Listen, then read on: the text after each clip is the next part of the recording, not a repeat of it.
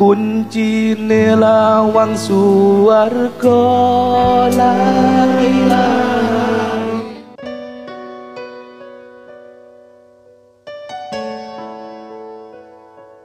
Kita mau baik sama orang kalau orang itu baik sama kita.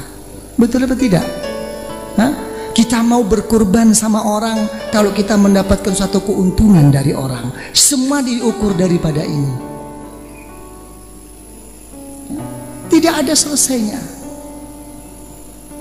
Dan orang-orang yang seperti ini apa? Mencari dukungan. Na'udzubillah. Na'udzubillah, na'udzubillah. Apa sekarang dukungan-dukungan? Bukan sekadar dukungan orang-orang di kanan kirinya. Ya, sampai ayat-ayat Al-Quran dan hadis-hadis Rasulullah SAW disalahgunakan untuk memenuhi kepentingan dirinya. Dijualnya agama Allah.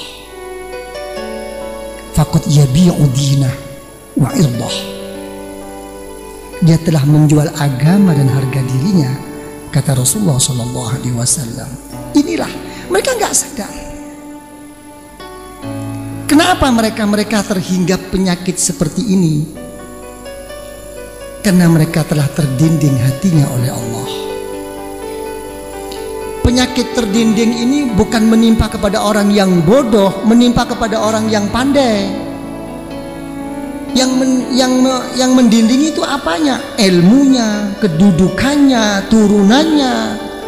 Ini yang mendindingi mereka. Orang kalau udah terdinding hatinya, selamanya pun dia tidak akan bisa menerima. Sama dengan orang kafir. Dulu waktu Rasulullah SAW sebelum diangkat sebagai Rasulullah, begitu diterima Rasulullah, hanya satu-satunya orang as-sadiqul masduq al-amin. Tapi begitu Rasulullah diangkat sebagai Rasulullah, tidak diterima oleh orang kafir.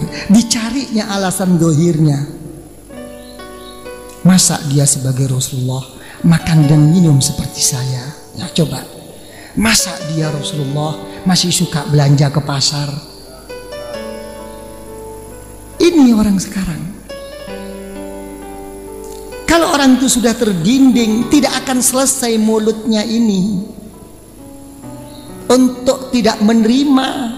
Semua akan dibantahnya. Rasulullah mengatakan dalam hadis, apa kata Rasulullah? Ma dhalla qaumun ba'da hudan kanu alaih illa utul jadal. Siapapun,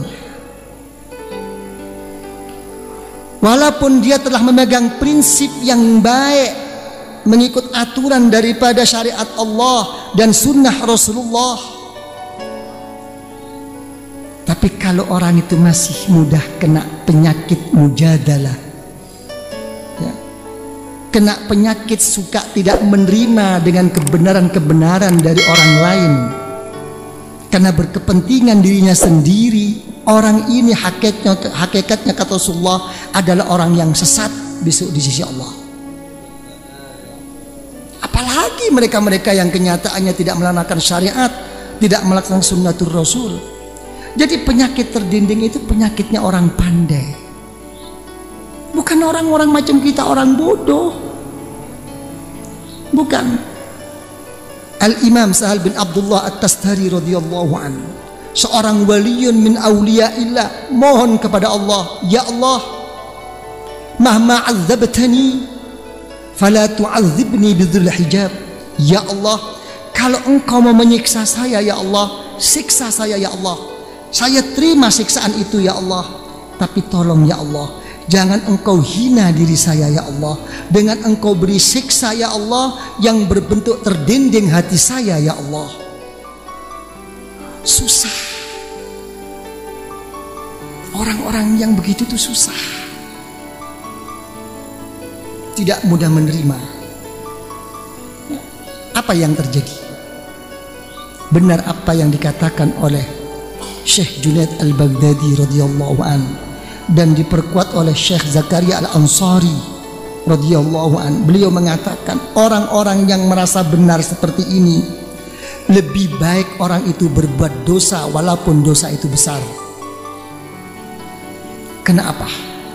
Karena kalau orang itu berbuat dosa, sebesar bagaimanapun dosanya, selama dia itu merasa menyadari, mempunyai rasa dosa kepada Allah, akan kena diharapkan akan kembali kepada Allah.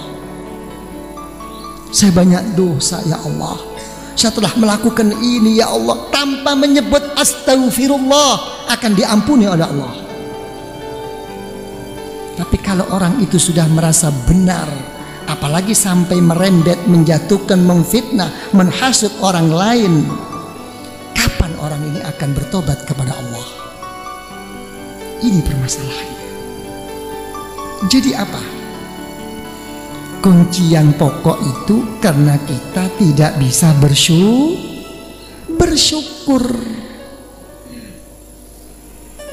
Apa syukur kata orang Jakarta itu apa? Hah? Puas. Apa puas tuh? Hah? Coba apa? Ibu apa? Syukur itu apa? Hah? Terima kasih. Kok ringan banget?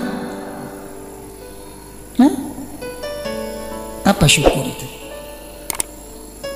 Jadi sebetulnya itu syukur itu apa? Merasa dirinya itu tidak mampu apa-apa, dan semua apa yang telah bisa dia lakukan dan dia terima itu dikembalikan kepada Allah. Begitu orang sudah begini, apapun yang diberi oleh Allah akan digunakan dalam sesuatu yang diridhoi oleh Allah. Jadi sebetulnya kesesatan kita yang seperti ini dalam individu atau dalam kepemimpinan, lebih-lebih di dalam bermasyarakat. Kenapa? Karena tidak bisa bersyukur. Coba kau dipikir-pikir, orang hidup ya, sesudah diberi iman dan sehat ya oleh Allah, yang diinginkan itu tidak ada lagi cuman 5 masalah. 1, diberi lapang rezekinya. Betul apa tidak? Ya, sudah punya iman, ibadahnya sudah bisa 5 waktu, sehat badannya, ya, akor semuanya. Yang diminta yang untuk tambahan apa? Diberi lancar rezekinya. Ya. Kalau sudah lancar, nomor 2, ingin cukup apa ingin kaya? Hah? Ingin cukup apa ingin kaya? Apa bedanya kaya dengan cukup? Karena Rasulullah kalau berdoa, Allahumma rizqni rizqan kafafa, ya. Rasulullah itu kalau berdoa minta rezeki yang cukup, bukan kaya. Coba, ini ingin cukup atau ingin kaya? Hah? Apa bedanya cukup dengan kaya? Ayo cepat, kalau nggak bisa jawab udah selesai sampai di sini, saya lapar lah.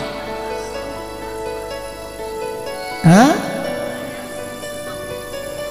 Suatu yang kita inginkan sudah cukup, ingin 1 kepingin 2. Apa itu cukup?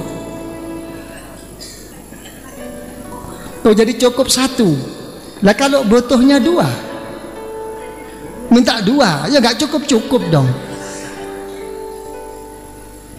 Hah? Nah, ini ya. Begini ya, yang dimaksudkan rezeki yang cukup itu adalah rezeki yang mencukupi dalam segala kebutuhan. Artinya tidak sampai ngutang. Sudah paham ya? Paham? Kalau kaya itu ya, kalau kaya itu rezekinya itu melebihi kebutuhannya, tapi dia itu makin tidak ingat kepada Allah.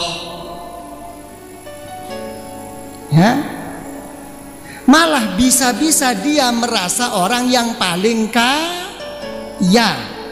Ya, karena dia itu merasa orang yang paling kaya, akhirnya diberi azab oleh Allah, tidak pernah merasa cukup, dibalik oleh Allah. Akhirnya apa? Berbuatlah sesuatu yang di luar jalur, lupa diri, sampai kekayaannya pun tidak menjadikan dia bahagia. Justru dia diberi kebahagiaan oleh Allah di dalam kesibukan sampai melupakan semuanya, keluarganya, ibadahnya. Betul apa tidak? Sampai makan bersama istri pun gak sempat. Diukur oleh uang keluarga, yang penting belanja cukup. Innal insana la yatgha ar-ra'ahu istal. Ini orang ini akhirnya apa? Dihantui. Kalau takut melarat itu boleh. Ya Allah, saya jangan melarat. Tapi ini bukan takut melarat, dihantui melarat. Walaupun numpuk-numpuk dunianya, takut. Apa tandanya?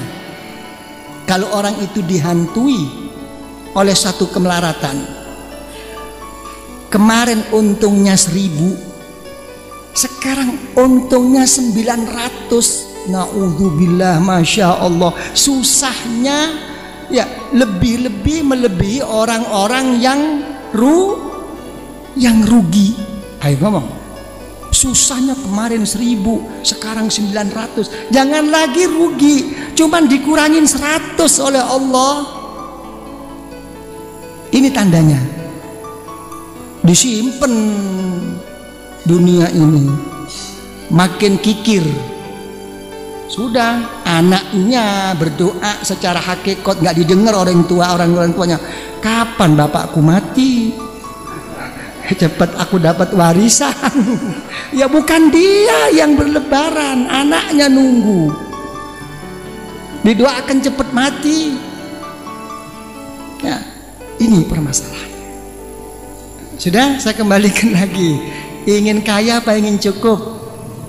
Betul. Hah? Cukup kaya. Saya senang sama Pak Roy ini. Oke, Pak Roy, anggaplah ini malaikat Jibril turun.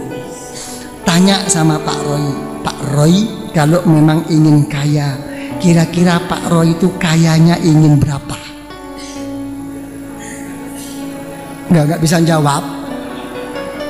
Ya. Jawabannya hanya satu. Kayanya kaya itu sampai seberapa? Sampai dirinya lupa dengan dirinya sendiri. Itu orang kayanya kaya. Lupa.